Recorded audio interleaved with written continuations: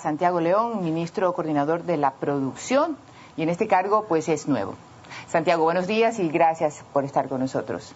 Buenos días, muchísimas gracias por la invitación. Santiago, sin duda la gestión que usted realizó en la aduana dejó una percepción bastante positiva, y básicamente el hecho de que la revisión de la mercadería, del transporte público, la verificación de los aranceles y de los tributos que por esa vía el Estado debería recoger, pues pasó a manos directamente del Estado y dejó de ser un servicio concesionado. Eso significó para el Estado una lección, una oportunidad de yo sí puedo hacer las cosas bien, y en segundo lugar también dejó dinero. Sí, correcto.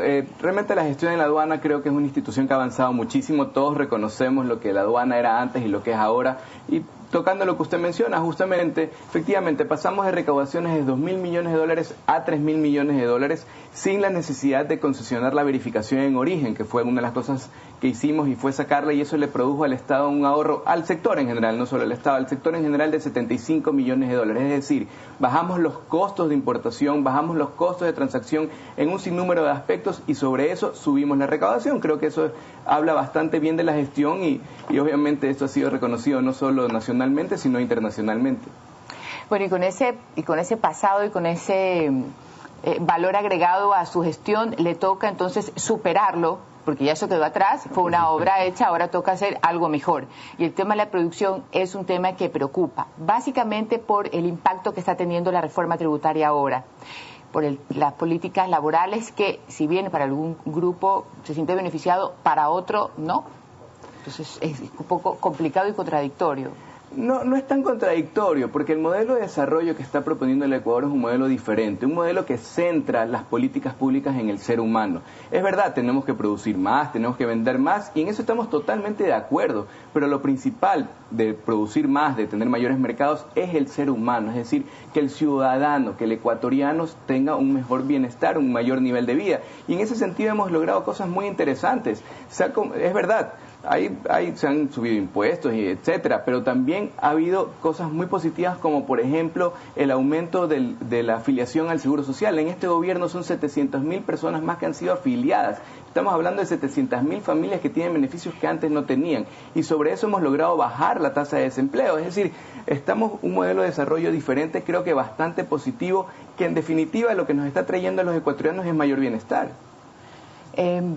Un tema que tiene una íntima relación con la productividad es la seguridad. Y si bien no es su ámbito, también cuando tratamos aquí en Desayunos el tema de la productividad, queda pendiente como esa tarea que el país o el gobierno todavía no asume como algo ligado a tener una sociedad productiva.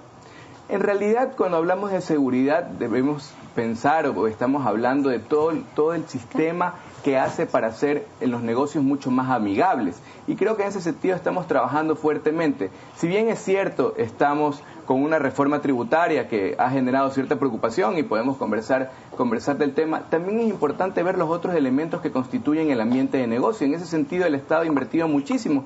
Estamos invirtiendo 1.000 millones de dólares en carreteras, y podemos hablar de la Proforma, 1.000 millones en hidroeléctricas. Es decir, estamos haciendo un ambiente de negocio mucho más eficiente, mucho más competitivo. Nos estamos preocupando de una verdadera competitividad sistémica, es decir, mayor infraestructura. ¿Qué hacemos con mayor infraestructura? Reducimos costos, nos hacemos más competitivos, y obviamente ya también le toca a la parte del sector privado, que también ha incidido fuertemente en este crecimiento que hemos tenido económico, pero es un crecimiento interesante. Si lo aislamos del petróleo, estamos teniendo una tasa de crecimiento del 5%, que no es nada despreciable, e insisto, con mayor redistribución social, lo cual lo hace mucho más positivo. Hablamos de contradicción al principio, y una de las contradicciones es, según algunos analistas expertos en temas de presupuesto, el hecho de que este presupuesto general del Estado haya incrementado en un valor importantísimo el bono dirigido para los sectores más pobres, significa que los pobres, o el nivel de la pobreza, no ha bajado en 5 años de gestión de este gobierno.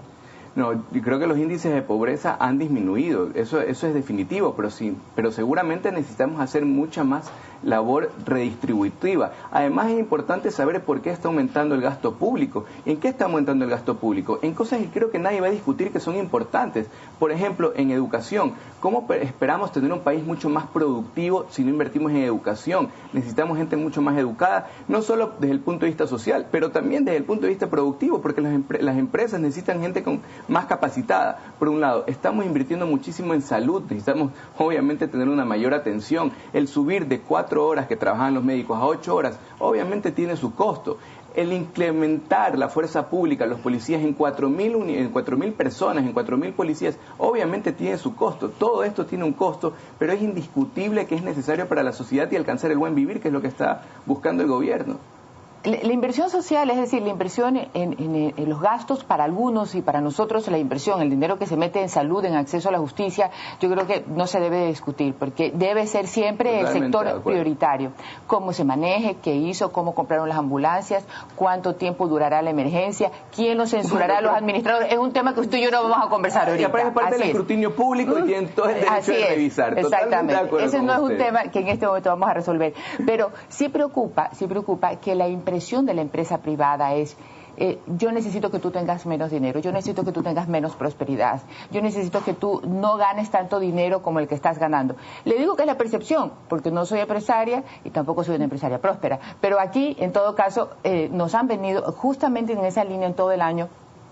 Y lo segundo es que, si bien se había creado unos espacios de diálogo con Natalie Selly, que lo habían reconocido todas las partes, este sector dice que finalmente ese espacio de diálogo no llegó a concretarse nunca. Entonces, Santiago León ahora tiene, básicamente con ese sector, 2 retos. Uno, incorporar a los empresarios a convencerse que es una política buena, es un modelo económico bueno, y a que los espacios de diálogo pues tengan como resultado algo concreto, ¿o no? No, por supuesto, y ahí tenemos algunas cosas. Primero, la percepción de que el gobierno no quiere que el empresario crezca, que produzca. Eso no es correcto. En realidad hay muchas oportunidades de inversión. Tenemos, por ejemplo, el Código de la Producción, que todavía no se le ha tomado total ventaja, y hay incentivos clarísimos de reducción de impuestos a la renta, de incentivos para temas laborales. Es decir, hay un ambiente propicio y hay empresarios muy serios que han venido trabajando en conjunto con el gobierno, porque el gobierno cree en la alianza público-privada. Creemos que la única manera de que se desarrolle el país es un gobierno que apoye al sector privado y ese sector privado aproveche esas oportunidades,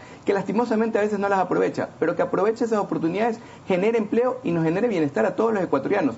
Es indiscutible que el Estado solo no puede y es indiscutible que el sector privado no puede. Tenemos que trabajar en conjunto para sacar al país adelante. Y una de los elementos o de la forma de ver los empresarios, esta percepción que acabo de decirle, porque repito, no la asumo como verdad porque simplemente es una percepción que recoge este sector, es el impuesto al capital que sale.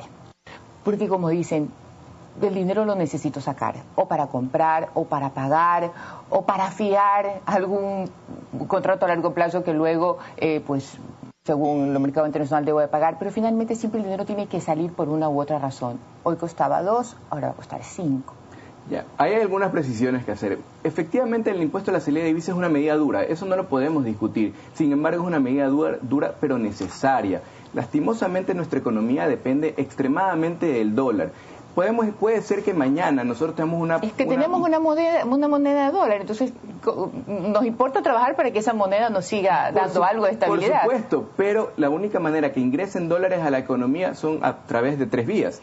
Exportaciones no comerciales, precio del petróleo y remesa de migrantes. Son las tres grandes rubros por los cuales nos ingresan dólares a la economía. ¿Y cuál es la importancia del dólar en la economía? Que nos permite hacer las transacciones. Mañana podemos tener una producción nacional y una demanda nacional, pero sin dólares la producción se muere y la gente se muere de hambre. Es decir, necesitamos ese vehículo. Y yo he hecho una comparación bastante sencilla con esto, que yo lo decía, es como una pecera. En la pecera, si sacamos más agua de la que entra, se va vaciando y los peces se mueren. Lo mismo puede pasar en la economía ecuatoriana si sigue saliendo una cantidad indiscriminada de dólares. Entonces, ¿qué es lo que se necesita? Se necesita hacer, primero, medidas duras como esta, eso es innegable, medidas duras que eviten la salida de las divisas por un lado, y por otro lado, si es que siguen saliendo, bueno, que den una tasa de contribución especial para hacer los programas que necesita el gobierno. ¿Como para qué? Para mejorar competitividad, como para sustituir importaciones, que creo que ese es un modelo al cual tenemos que encaminarnos y son cosas que está haciendo el gobierno. Pero ¿por qué pedírselo al sector comercial ahora, que es el sector más dicho de otra manera, que se mueve casi todo el año, más ahora, y no se lo pide a su sector petrolero, que le va muy bien, y al resto de sectores que el Estado clásicamente no ha tenido dinero, pero hoy sí lo tiene. Es que no es un tema de sectores, es un tema del efecto económico que tiene de sacar las divisas, y eso es lo que tiene que ser compensado. Y el efecto económico que tiene adentro de la gente se podía comprar su televisor, ahora ya no. Bueno, ahí yo quiero poner un ejemplo muy sencillo, porque mucho se está hablando en los medios de que va a subir de 1 a 5, de que los precios de la canasta básica se van a incrementar, y eso no necesariamente pasa así. Y voy a dar algunos ejemplos bastante sencillitos. Por ejemplo, cuando se disminuyó el arancel, que es un impuesto que no tiene nada que ver, pero nos sirve para ejemplarizar, cuando se disminuyó el arancel en el 2007, que empezó este gobierno, habían 400 grupos de productos que pagaban 0%. En la actualidad hay más de 2.000 grupos de productos que pagan 0%, que bajaron de 5 a 0%, de 10 a 0%, y el precio no disminuyó inmediatamente, ni se vio un efecto en el precio. Más aún, este año, en el 2011, hemos tenido una subida de precios internacionales sumamente fuerte, y en productos marcadores como trigo, como soya, a nivel internacional me refiero, incluso el mismo petróleo. Y esa subida del 60%, que es una subida fuerte, no del 3% que estamos subiendo el impuesto de salida de divisas, del 60% no se trasladó inmediatamente al consumidor ni creó una inflación extremadamente fuerte. Fue una inflación bastante controlada, en la cual aprovecho también a felicitar y agradecer a mucho empresariado ecuatoriano que ayudó que esa inflación se controle. Lo mismo tiene que pasar acá. La crisis alimentaria que no es nueva tampoco, sí, que viene arrastrándose por lo menos hace 3 años. Sí, pero tenemos ahí también algo muy positivo, porque está estancada y se detuvo y se prevé que el próximo año los precios internacionales van a disminuir. Y hagamos un ejemplo del ISD con respecto, hagamos el pollo, por ejemplo, un pollo que cuesta en el mercado $5. Digamos que el margen de comercialización es 10%, es decir, que el costo de venta del productor es $4.50. De eso, de acuerdo a la estadística, digamos que el 30% tiene componente importado. 30% de 4.50, $1.35. El 3% de $1.35 es 4 centavos. Así que bajo el supuesto no consentido de que todo se lo va a trasladar directamente al consumidor, un pollo que costaba $5 pasará a costar $5, 4 centavos. En el supuesto no consentido que solo se traslada. Le estoy haciendo matemática pura, es cuestión de ponernos a sumar y a restar. Es que cuando vamos a comprar la comida, la matemática pura no funciona. Usted llevaba una plata y resulta que eso ya no le alcanzó. Bueno, pero ahí es que tenemos que pero tener no le alcanzó hace apelo, 5 o 6 semanas y los últimos meses. Esa es una realidad. Apelo también al sentimiento patriótico que tienen que tener los empresarios a no aprovecharse de esta medida. Porque por una cosa es que aumenten los costos y tenga cierto efecto, pero otra cosa es aprovecharse y tratar de subir los precios con la excusa de que se subió en 3 puntos el ISD, que como lo estoy demostrando matemáticamente, la injerencia en el precio debe ser mínima.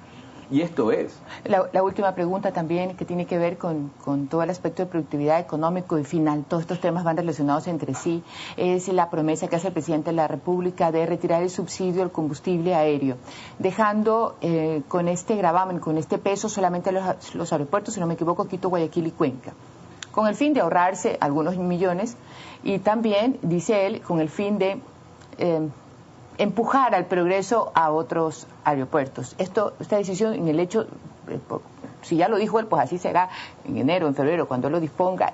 ¿Cómo va a impactar entonces al sector productivo? Bueno, primero no son unos cuantos millones, son 92 millones Pero es que el presupuesto general del Estado es tan grande, se gasta tanto que ya 92 millones... se gasta tanto en cosas muy necesarias y obviamente 92 millones ayudan muchísimo, se pueden construir 60 escuelas del milenio. Imagínense, tienen como exactamente 92 millones para publicidad del gobierno, los viáticos del presidente son también algunos millones, viajar tanto. Otro rato podemos discutir del presupuesto, que es totalmente enfocado al área social, pero en definitiva, hablemos de los 92 millones del subsidio.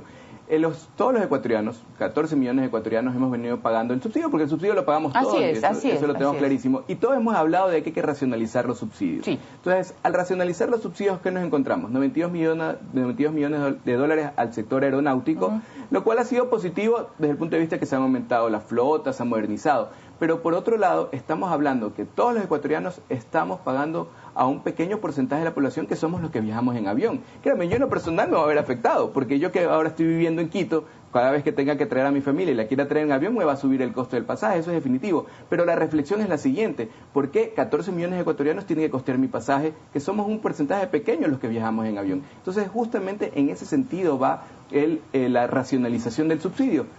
Los subsidios deberían ser mucho más enfocados por igualar oportunidades a todos los ecuatorianos y no beneficiar a un pequeño sector de la población. Bueno, muchísimas gracias, Santiago. Se nos quedaron algunas dudas pendientes, pero como siempre el tema de televisión es corto. Gracias, Santiago León, por estar con nosotros. Muchísima suerte en su trabajo y ojalá que, como lo dijimos al inicio de esta conversación, su éxito y la percepción que tiene la sociedad de su trabajo en las aduanas, pues ahora la tiene que superar. Así que asúmalo como una de eso se dulce trata y así obligación. Lo hemos asumido. Muchísimas gracias. Estaremos aquí cada vez que nos inviten. Gracias, Santiago.